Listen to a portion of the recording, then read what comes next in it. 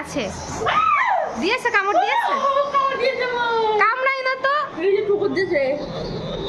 কে রে, কামড়ে দিয়েছিস? কামড়ে দিয়েছিস? নতুন না? হ্যাঁ, কয়টা আছে? দুটো আছে, একটা আছে এর ভেতর। কামড়ে দিয়েছিস? হ্যাঁ, দাঁড়াও, বেরাও দেখছি। বড়, দাঁড়াও দাঁড়াও, আসো আসো আসো। তুমি কি করেছো? ছুটিয়ে দিয়েছো? আসো আসো আসো আসো আসো।